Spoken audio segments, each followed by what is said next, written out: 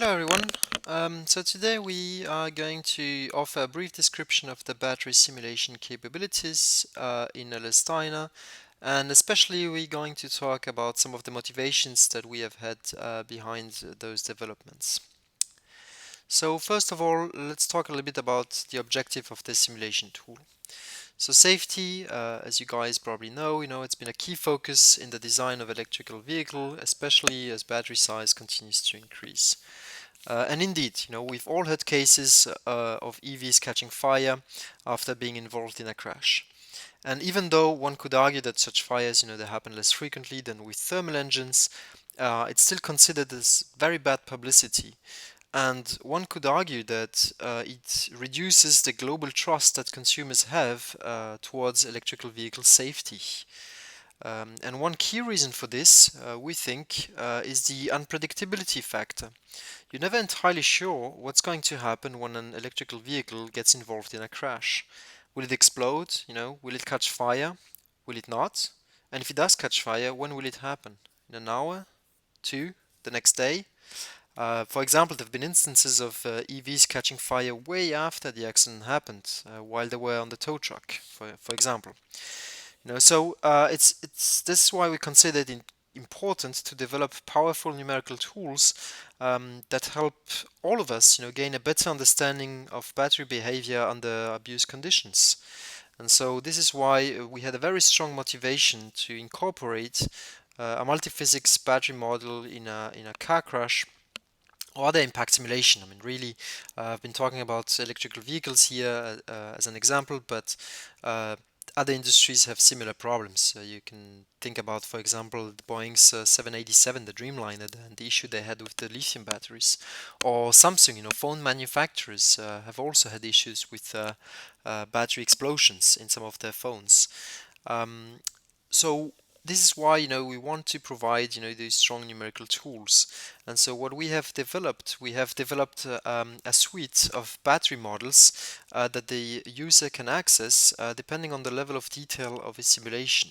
If he wants to simulate the phenomena at the cell level, the module level, or the full battery pack.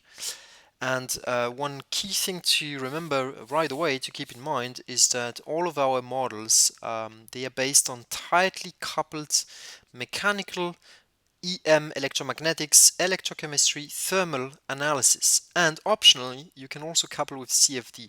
But the important part here is that what we provide in LS-DYNA is tightly coupled physics. And so for the numerical approach, just a quick introduction here. We're going to talk about this later in more details. The electrochemistry part is solved using distributed equivalent circuits, which are called Randall circuits. And then how the classic analysis will work is that you have first of all, the mechanical solver will have some deformations. You'll have some deformation of your battery.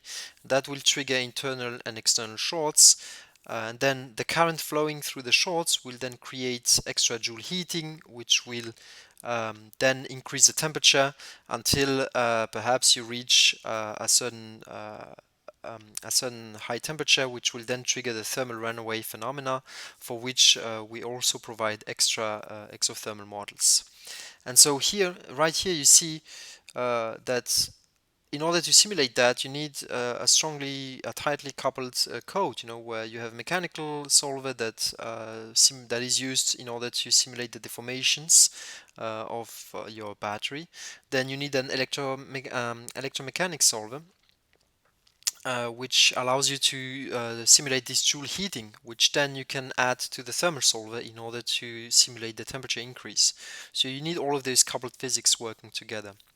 And the last point here concerning the numerical approach here is that all of those models that we're going to talk about next, they've been developed under close collaboration with Ford and Oak Ridge National Lab. Okay. So if we backtrack a little bit, why is this problem considered as being a tough problem from the simulation point of view and experimental point of view actually? Well, the first point is that the physics is complex. You are talking about 4 types of physics that are interacting together. We're talking about structural mechanics, those deformations, thermal so this temperature increase, which also impacts all your other mechanical and EM properties. And of course, you're talking about current flow, electrical properties, and then you also have those electrochemical phenomena, with the ion transfer between the two current collectors in your battery, which we also need to simulate and take into account somehow. So you have a lot of physics interacting and working together here. And then, what makes it even more challenging is that the length scales are orders of magnitude difference. Okay, so what do we mean by that? Well, if you look at the battery, if you decompose a battery, it's composed of various modules, themselves composed of various cells, and themselves composed of various unit cells. And what's a unit cell? It's a unit cell, is composed of two current collectors, a separator, and an anode and a cathode. So those five components.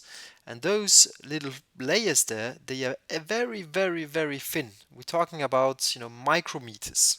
Okay.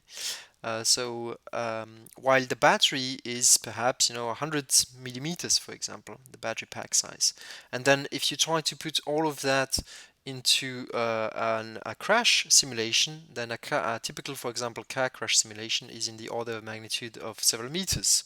So all of that, you have different length scales that need to work together. Okay, and then also time scales are different. Okay, so for example, your typical car crash simulation or your typical impact simulation, will last microseconds to milliseconds, so very short span of time. But the consequences of that impact on your battery might only be felt after several minutes or even several hours.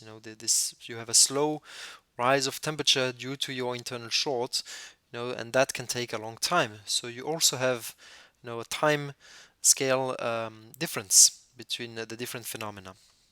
Okay. So how to deal with all of this? How to deal with all of those physics coupled together and try to go beyond, putting the battery in a protective case to avoid any penetration and deformation. So how can we bring more value to the engineer? In other words, how can we provide the numerical tool in order to enable the engineer to go beyond this restrictive approach of only being able to just put the battery in a protective case and forbid any kind of deformation, okay, without really understanding what's going on and without really understanding the consequence of said deformation. Okay, so by providing those numerical tools, we hope that the engineer, the researcher, the scientist will gain a better understanding of the root causes, the consequences, and the metrics of battery failure. And this will improve, the battery design and position in electrical vehicles and across all industries. So the coupling part, as is done usually in LS-DYNA, is done automatically. Okay, you have here the electrochemical part, which we use those Randall circuits to deal with that, is coupled with the EM solver, which is automatically coupled with the mechanical solver and the thermal solver. So all of those various solvers in LS-DYNA, they all interact together in a way that is considered as being easy for the user. And what you see here on the left corner here is the CFD solver in LS-DYNA, which you can also couple to the rest of your simulation. For example, in order to take into account the cooling of your battery due to an airflow or water flow. And then we also have now, this is still a work in progress, but we're also trying to implement EM CFD coupling capabilities, where you would at one point in the future will be able to have conducting fluids, for example, which could also then trigger additional shorts, for instance. So now, as briefly mentioned before, we have different models depending on the scale, depending on the level of detail that you want to get. More precisely, we have 4 models. So the first one, is primarily used for unit cells studies or up to a cell. So indeed, internal shorts that happen at the cell level, those are the root cause for thermal runaways. Okay, so it's important to understand the effects of a mechanical thermal abuse on just one single cell. Okay, think about nail penetration, think about those simple deformations. All of that will depend on the type of cell, and users would like to study that. So in order to do that, we have this simple solid element model that can be used to study, internal external shorts, where you have all the layers that are meshed using solid elements. So all those individual layers that I mentioned earlier, there with the current collectors, anode, cathode, separator, all of those will need to be modeled. Okay? Uh, and the same mesh then is used for mechanics, thermal, and EM. Okay, so all those very, very thin layers. However, you can already guess, since we are modeling all those very thin layers, that the time step for the mechanical solver will be extremely slow, and then um, handling the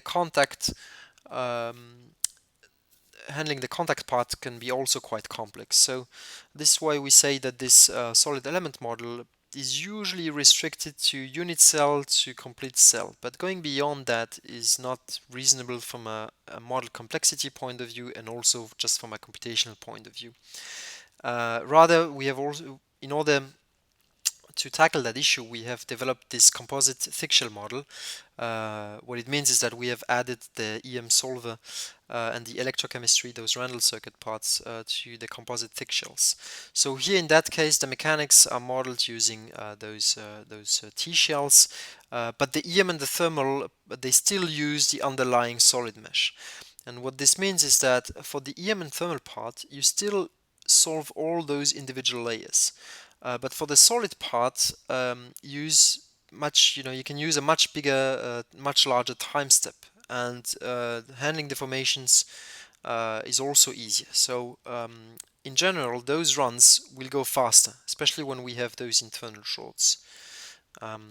However, modeling a full battery at the level of each cell layer would be very expensive. Modeling all those individual rebuilding this underlying solid mesh and modeling all those units, all those components, all those unit components on the EM and thermal part can still be costly. Okay, so for a crash simulation, neither of those two models, the thick shell or the solid model, they may be considered as being adequate. Whether it's due to the small time step associated to the very thin solid elements, or it could also be mechanical contact issues, or just perhaps the unnecessary complexity and the high computational cost which is associated with the EM and thermal solve in those thick shells. So in other words, if we're talking about using those two models in a complete crash simulation, it would mean that the entire analysis will be driven, the computational cost will be driven just by your battery pack.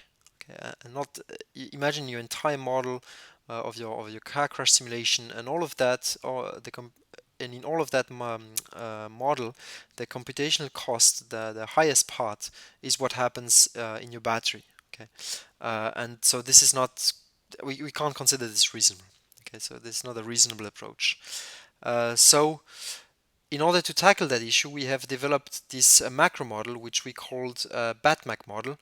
And this model allows you to use the information just from a single cell study and then to transpose this in a full battery model for your car crash. Okay, so this model is based on the assumption that using a few solid elements may perhaps be enough to model the response of a battery deformation from a mechanical perspective, and therefore it would be interesting to provide an EM macro model which allows to model the battery behavior, and especially the internal short behavior, without the need to model every single layer. Okay, but rather to use and to think in terms of equivalent properties, including those internal short criteria. Okay, so rather than using as a internal short criteria, just the fact that the two current collectors, they come into contact with one another, we could use equivalent criteria based on, for example, the mechanical stress and mechanical strain.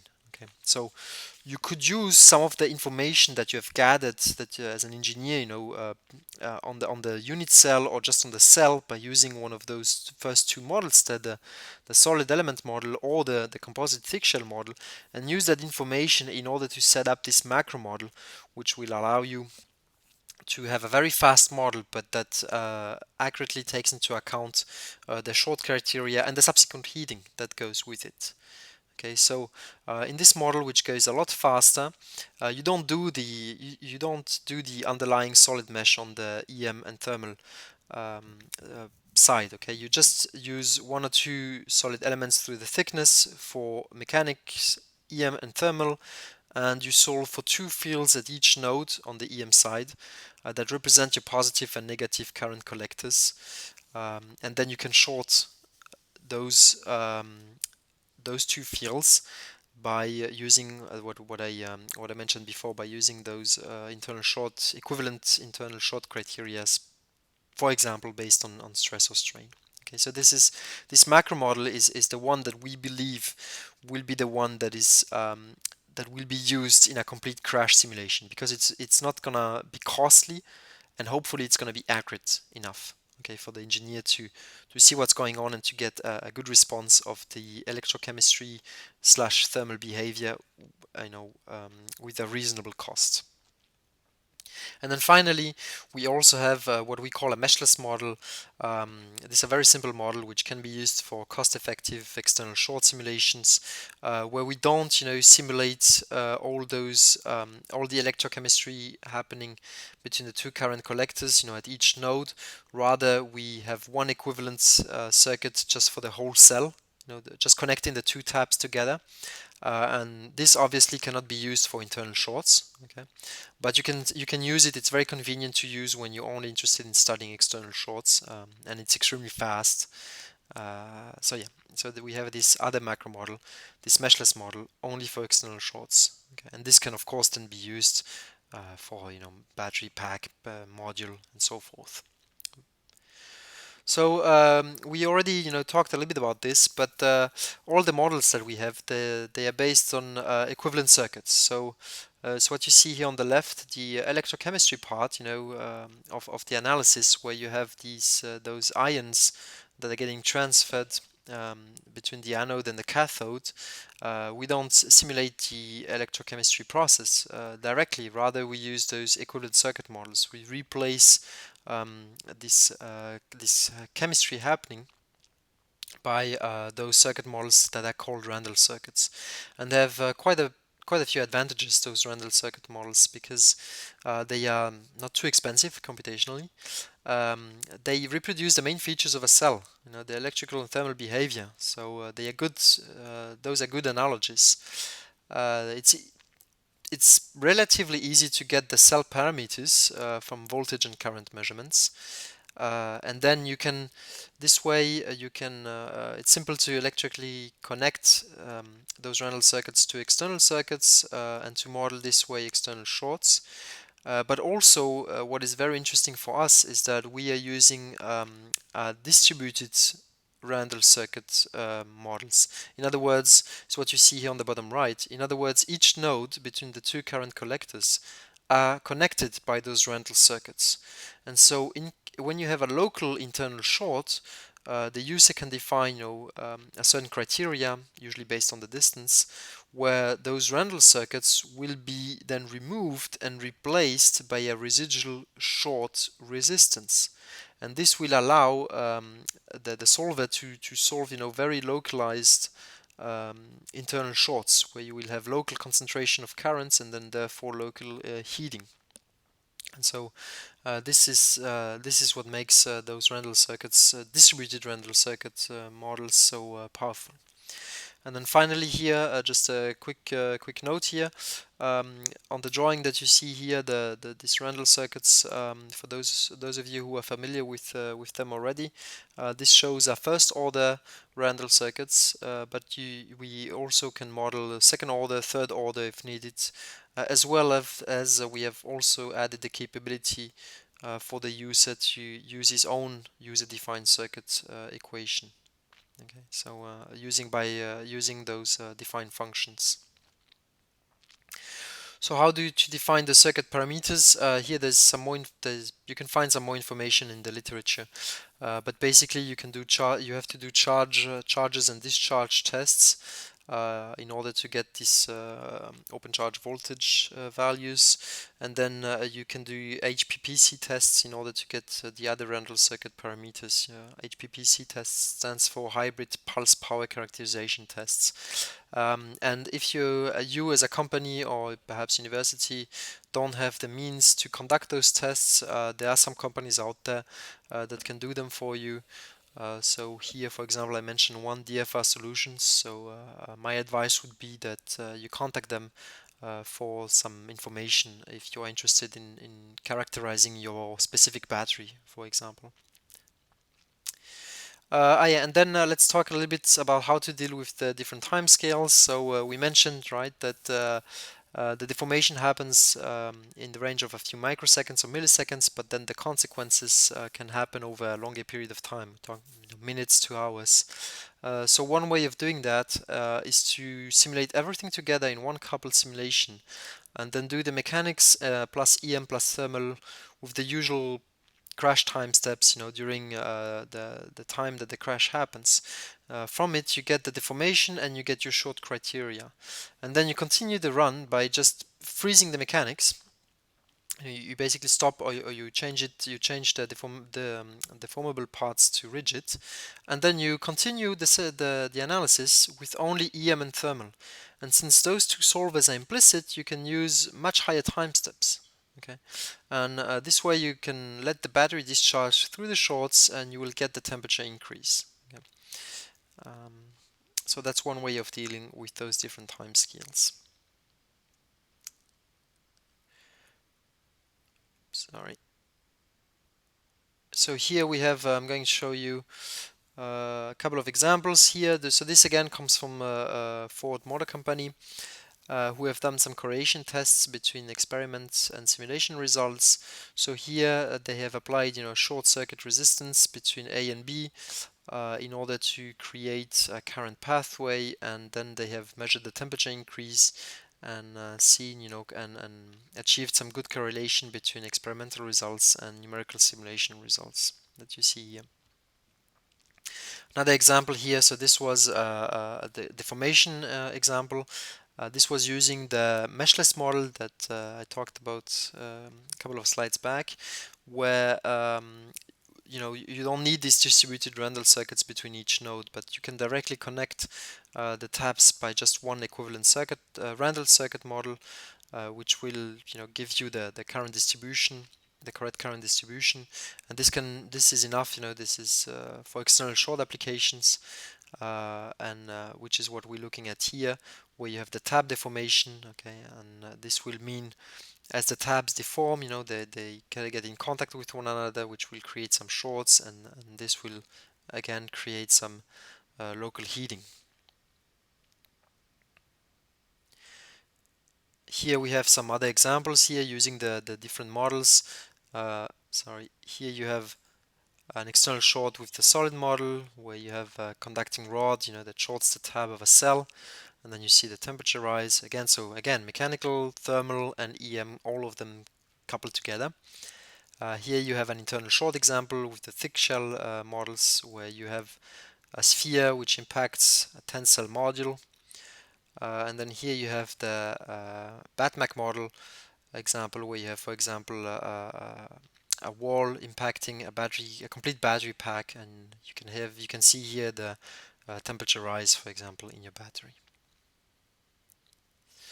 So in conclusion, one thing that I want to remind you is that a lot of those developments that we have had, they've been done in collaboration with Ford and Oak Ridge National Lab. And this is typical of the way that we usually work when we bring new developments in LS-DYNA. We are not born experts in battery simulation. Our users are, though. And so it's important that that close collaborations occur, and that we interact with you guys, and that it's important, that you give us feedback and on the capabilities that you wish to see, on the results that you get, so that we can all work together and see how we can improve our simulation tools. Okay, so for this currently, keeps using our solvers, currently performing benchmarks and trying to do some validation between experiments and simulations, especially with this BATMAC model that I mentioned earlier. So keep checking out, keep being on the lookout for some publications, future publications in that area. Then we're also in touch with the LS Post team in order to see what they can do on their part in order to make it easier for the user to design his whole battery package, the in LS Post, which then can then be run by LS-DYNA. And we open to really feedback, collaborations, and so we are eager to work with you guys, with engineers and researchers. So let us know what your feeling is towards this module. So we're definitely interested in getting your feedback. And as a conclusion, I'm just going to mention, the two links that you see here on the bottom left. The first one is the DYNA Examples website, where in general you can find quite a bit of information there on the different LS-DYNA solvers. But specifically, if you look at the EM section, you will see that there are input decks and simple examples for this battery pack, this battery solver. And so as time goes, based on availability and time that we have, we try to put examples up there, so you can periodically from time to time look at that page again and see if we have put some new cases up there.